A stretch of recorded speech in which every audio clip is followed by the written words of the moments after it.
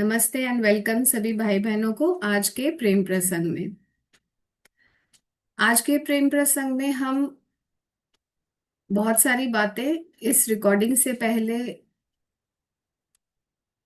बहुत कुछ हमने शेयर किया और बहुत कुछ ऐसी चीजें अनमोल खजाने जो शेयर हुए। बट एक छोटी सी रिकॉर्डिंग है जिसमें हम ये शेयर करना चाहते हैं कि किस तरह से एक जड़ शरीर और एक चैतन्य में एक रिश्ता कायम हो जाता है।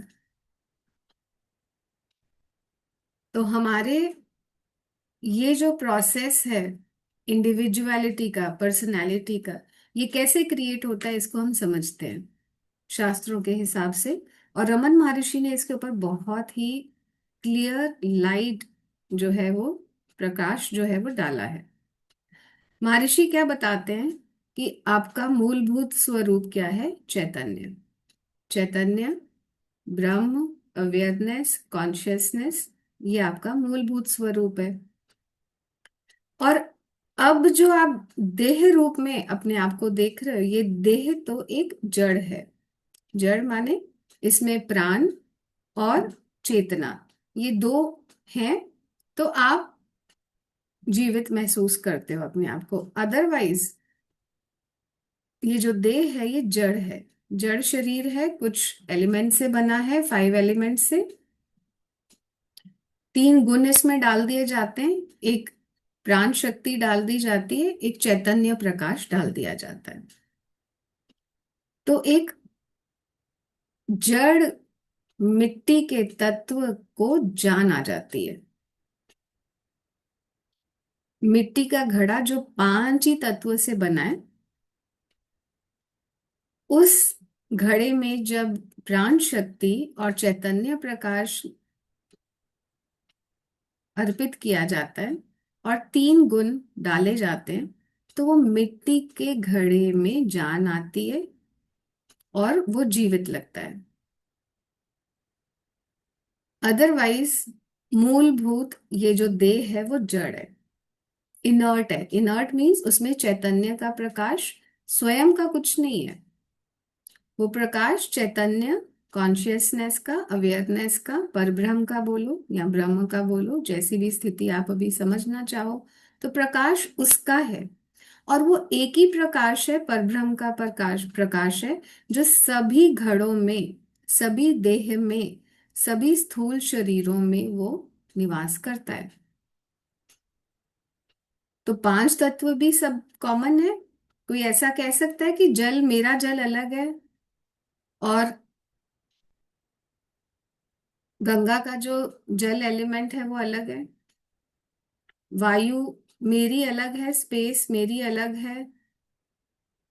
ऐसे कोई एलिमेंट्स नहीं है जो मेरे हैं। एलिमेंट्स भी कॉमन है, चैतन्य प्रकाश भी कॉमन है। उस कॉमनैलिटी से इंडिविजुअलिटी बनी है। ध्यान से सुनो इसको, कि आप एक पर्सन नहीं हो, आप एक 5 एलिमेंट्स का, जैसे कबीर जी बताते हैं, मिट्टी के घड़े हो। अब मिट्टी के घड़े में जब हमने चैतन्य और प्राण वायु डाल दी और 3 गुण उसको दे दिए कि तुम अपने हिसाब से इसको यूज करो, तो इंडिविजुअलिटी का जन्म हुआ। तो आइडियली क्या है? चित्त मीन्स प्योर कॉन्शियसनेस और देह मीन्स पूरी जड़।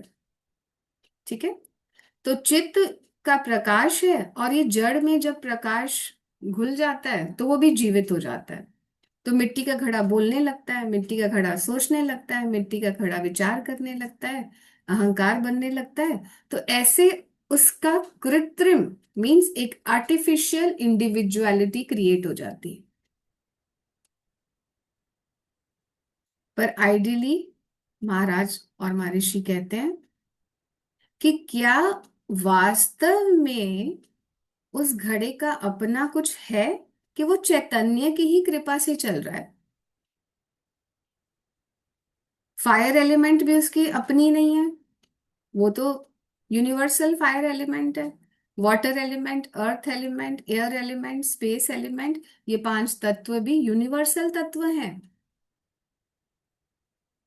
तो ये प्रतिभासित सा एक घड़ा जो है, देह जो है, वो उसको मैं कहता है।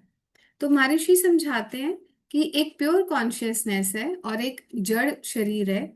जब इन दोनों का एक मिश्रण होता है तो बीच में किसका जन्म होता है?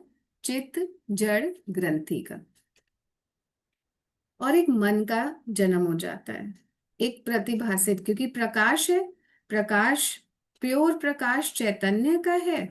और जड़ मीन्स शरीर को आप एक लोहे के तत्व की तरह मान लो कि उसमें तो लोहे में कुछ नहीं है, पर जो जड़ता का प्रकाश है और उसकी जो अग्नि है, वो मिलके एक प्रतिभासिक सत्य बनाती हैं जिसको बोलते हैं चित्त जड़ ग्रंथि।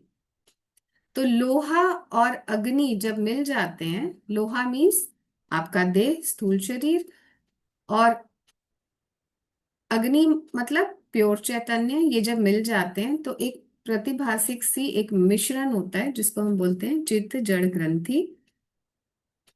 एक इल्यूजन क्रिएट होती है, जैसे रस्सी के ऊपर सांप दिखता है। तो इन दो गतिविधियों से एक प्रतिभासिक ग्रंथि बन जाती है जिसको बोलते हैं चित्त जड़ ग्रंथि। Mind element, individual element, personality का एलिमेंट वो क्रिएट हो जाता है। क्योंकि लोहा और अग्नि जब साथ में मिलते हैं तो लोहा भी इतना गर्म हो जाता है कि वो अग्नि का गोला बन जाता है। और जो उसकी खुद की जड़ क्वालिटी है, लोहा होने की क्वालिटी है, वो कहीं पे डिफ्यूज होने लगती है। और क्या सामने आ जाता है?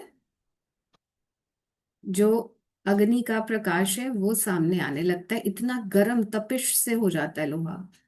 तो एक चित्त जड़ ग्रंथि बन जाती है जो इंडिविजुअलिटी को जन्म देती है।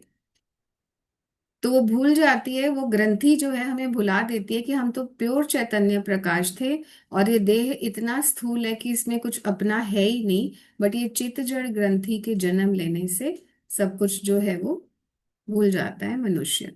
उसी ग्रंथि को भुलाने के लिए सत्संग की महिमा है। उसी चैतन्य की तरफ जान लेके जाने के लिए सत्संग की महिमा है। ये बताने के लिए कि बेटे आप तो स्थूल थे और आप उसको सच मानने लगे, क्योंकि चैतन्य का प्रकाश और आपका स्थूल जो देह है उसने एक चित्त जड़ ग्रंथि को जन्म दिया, जो आपका अहंकार मन ये सब बन के एक आर्टिफिशियल एलिमेंट क्रिएट हो गया। जैसे रस्सी पे सांप दिखता है, बट आइडियली वो अंधेरे में सांप दिखता है। जैसे ही प्रकाश हो जाता है आप देखते हो अरे यहाँ तो सांप था ही नहीं, ये तो रस्सी थी। तो इसी तरह से अज्ञानतावश हमको मैं का आभास होता है, जहां पे मैं है ही नहीं, वहां केवल चैतन्य ही है। सिर्फ सत्संग से वो प्रकाश मिलता है और आप रियलाइज करते हो कि अरे यहाँ पे तो कुछ था ही नहीं मेरे जैसा, सर्प है ही नहीं, केवल रस्सी है। तो इस छोटे से चीज को जो बहुत बड़ी हो जाती है और सब अज्ञानतावश उसी को सत्य मानने लगते हैं, इस छोटी सी रिकॉर्डिंग से पहले ये सत्य समझो, और फिर इसको हम और इलेबोरेट इलेबोरेट करते रहेंगे। तो आज क्योंकि हमारे पास बहुत सारी डिस्कशन पहले हुई और ये समय की कमी के कारण हम इस रिकॉर्डिंग को बहुत छोटा रख रहे हैं। एक कॉन्सेप्ट इंट्रोड्यूस किया है ताकि आपको क्लियरली समझ में आ जाए, क्योंकि कॉन्सेप्ट जो होते हैं वो बहुत कॉम्प्लेक्स होते हैं। तो उसको सिंप्लीफाई करना ही हमारे प्रेम प्रसंग का मूलभूत आधार है। तो इस रिकॉर्डिंग को हम इधर ही खत्म करते हैं। चित्त जड़ ग्रंथि को समझो कि किस तरह से रस्सी पे सर प्रतीत होता है। ठीक है, तो इस रिकॉर्डिंग को इधर समाप्त करते हैं। Thank you.